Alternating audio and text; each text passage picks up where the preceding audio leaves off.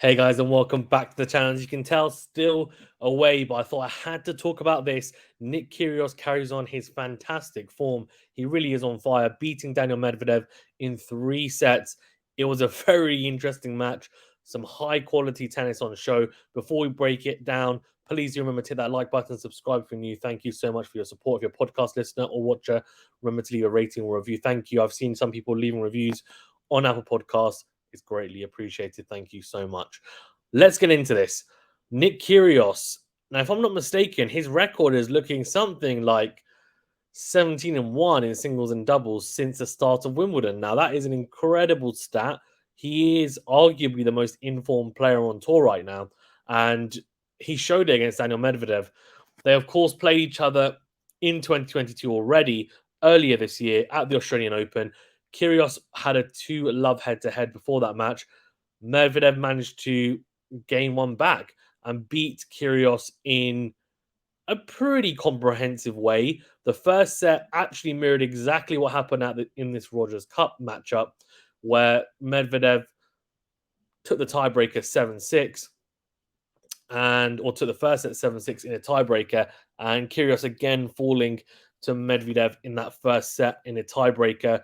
But Kyrgios did something which I think, for me, shows a big shift in mentality and momentum, and we've been talking about that recently, and that is brushing it off.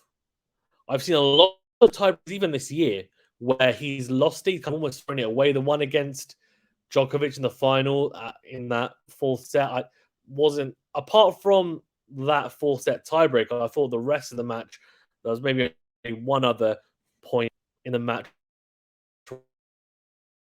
dropped dramatically. Otherwise, he was playing a really high level and was mentally switched on.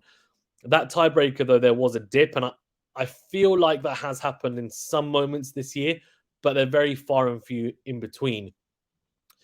And the biggest plus for me is the fact that he lost the tiebreaker pretty comprehensively as well, and just brushed it off, and said, "Okay, let's reset." I mean, he lost it 7-2, so it's not like it was close. The Kyrgios of old may have completely lost his rag, found something to moan about, and I get some of his reasoning and some of his points that he does make are valid, of course, but sometimes it's almost distract himself from the fact that he's so frustrated with what's just happened on court. Now, that didn't happen really in this match, and I think for me, like as soon as he lost that tiebreaker, he just kind of walked back to his chair. Okay. Came out and stepped up his game a little bit. I think Medvedev struggled to maintain maybe the level as well. He just played Los Cabos last week, which of course we covered. Check out that video if you haven't done so already. We had some exclusive content there, press conference material, etc. And he looked really good there, really good. But it might have taken a little bit out of him. But in saying that, Kyrgios also won last week in Washington. So 2 guys in fantastic form, just won tournaments, coming into this week with a lot of, I guess, good form. And in the end, Kyrgios just managed to pip him, and he's the world number 1, Medvedev. And whether you agree with it or not, that's what the rankings say. And he is the US Open champion. He will go into the US Open either the first or second favorite, potentially behind Nadal. But this is a huge win for Kyrgios. It really is. And he took it 6-7, 6-4, 6-2. I'm going to talk a little bit about some of the patterns of play and what Kyrgios did to break down Medvedev. The first thing is we can break down both guys' serves, and I think it goes without saying both have elite serves. They really do. I think we're talking about top 5 on tour, maybe. I mean, you have to then chuck in Opelka and Isner. These 2, that is Medvedev and Kyrgios, and maybe one other goes in there. I'm not sure who off the top of my head, but there are, of course, some fantastic servers, and I feel like these 2 are there. They are in the top 5 servers on tour. And that was reflected, I guess, in the ace count. 13 aces for Medvedev, 12 for Kyrgios. One thing I will say about Kyrgios is, unlike any other server on tour, I feel like he hits a lot more unreturnables than anyone else. So the ace count doesn't always do him justice. He hits a lot of fantastic serves with great angles, and might not necessarily be the quickest serves. He has that ability to hit multiple different types of serves. He can go big kick serve out wide to the backhand. He can go slice serve out wide on the juice side. He can go and slow it down, hit a more acute angle. He can go flat down the middle. He can go flat into the body. He has so many different types of serves that he's able to access. And there isn't really a serve that I look at, and I haven't broken it down, looked at it specifically, but from what I've watched, there isn't really a serve that I feel is less effective. And I think what he does is mix it up quite well to try and avoid the opponent getting used to a pattern of play on his serve or a sequence on his serve. And that's what's even more impressive. He did hit underarm serve, for those who are interested, in that third set. I did win the point. Medvedev did get to it, but then Kyrgios just kind of brushed the forehand past him. So, yeah, I mean, look, it's part of his game, and it is a useful tactic against someone like Medvedev, who stands so far back on return, similar to a Nadal, at times even further back. And that's what Kyrgios did really well. Now, both, as I said, massive ace counts there.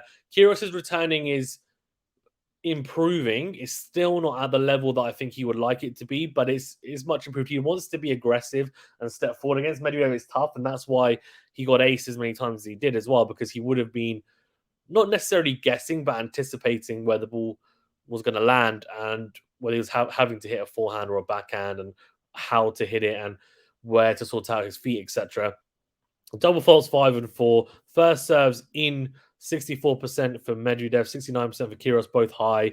First set points won though, 75% for Medvedev, 82% for Nick. 56% second serve points won for Medvedev, 57% for Kyrgios. So very high from both, to be honest with you. And actually, talking about second serve, I would say generally Nick probably has one of the best second serves on tour. So the fact that Medvedev managed to stick with him is, I think, a testament to how good a returner he is generally, because Kyrgios' second serve is not easy to return.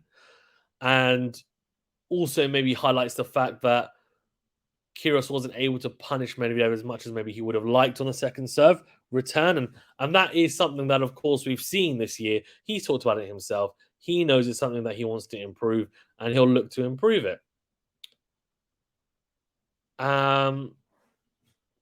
If we then talk about the net points. Net points won. Now, this is where it gets really interesting, because Kyrgios came to the net 48 times, double the amount of times that Medvedev did, 24 for Medvedev. Now, a lot of those times when he would have come to the net, Daniel, would have been because he was forced, either because I mentioned an underarm serve or a drop shot from Kyrgios, for example. Kyrgios, loves a drop shot. He loves hitting kind of short slices, likes dragging the opponent in. And Medvedev also would have been thinking, it's not really working, just having to sit back all the time and letting him dictate. I need to also try and be proactive at times. Something for him to definitely work on is his play in and around the net. Only 9 out of 24 net points won for Medvedev. 32 out of 48 for Kyrgios. So if we're talking about percentage-wise, Medvedev, 38% of points won at the net. Kyrgios, 67%. So there's a big disparity there, almost double the amount, or percentage-wise, won for Kyrgios at the net. And then if we look at the winners unforced error count, I mean, it's elite, really, from Kyrgios. 37 winners to 17 unforced errors. And that's pretty much what we were seeing from someone like an Alcaraz when he was playing incredible, and he hit a purple patch during that clay court season. And in a couple of the, like Barcelona, for example, against Tsitsipas, I think he hit like 41 winners to 18 unforced errors, something ridiculous like that. Kyrgios doing something similar. He also did something similar against Krajinovic. I think it was, again, similar ratio. So he is in some hot form. Medvedev, not bad at all. 31 winners to 24 unforced errors. So he's hit more winners than unforced errors. That is, very good. That is kind of what you're looking at as tennis players. They hit more winners than unforced errors. Medvedev as well, considering he's not a particularly attacking player, he's more of a grinder from the back of the court, looking to induce errors from the opponent. That is very impressive. But Kyrgios just able to pip him. And I think what he did really well, and from what I saw, is the biggest thing for me is that Kyrgios is able to hang in the backhand-to-backhand exchanges for the most part. That's the first point. Well, a few big points, even. Sorry, that's the first one. Backhand-to-backhand exchanges, Kyrgios is able to hang with Medvedev. Now, Medvedev, I don't think, likes hitting the backhand that low, and Kyrgios hits such a flat ball in the backhand, which means that he's having to bend down. And I don't think he likes that. He's 6'6". He won't want to be bending down that low all the time. And Kyrgios is able to, I think, just hit with him and not really get hurt on the backhand side. The other thing that I think he did well was utilizing the backhand slice. Now, in Wimbledon, I wasn't super impressed with the backhand slice at times. I thought it was a bit floaty. It looks like he's worked on it. It looks like he has, because it's coming through quicker with more pace, lower over the net. It's still not at the kind of Roger Federer level we're talking about, or even Berrettini's got a fantastic slice.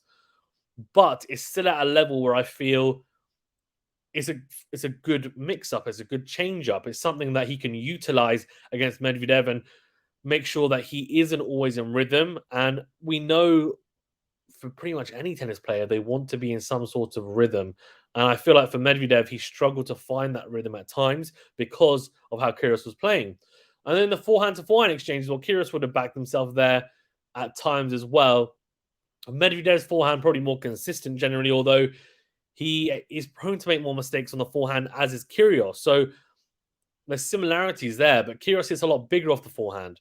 And on these surfaces and the hard courts where the bounce is very true, he will back himself to come forward, and he was aggressive on the return because they're stepping in.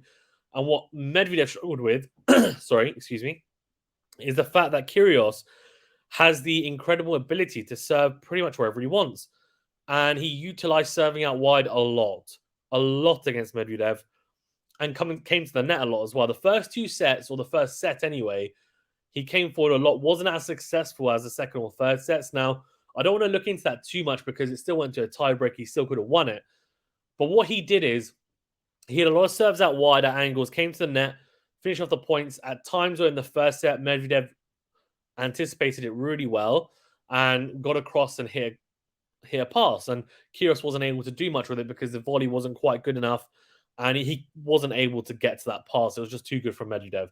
Good return point from the Russian. Second and third sets, he still served and volleyed. But what he did do at times is he was not tentative. That's the wrong word. Let me rephrase. He was watchful. He was watchful after serving. Very, very prepared, very attentive.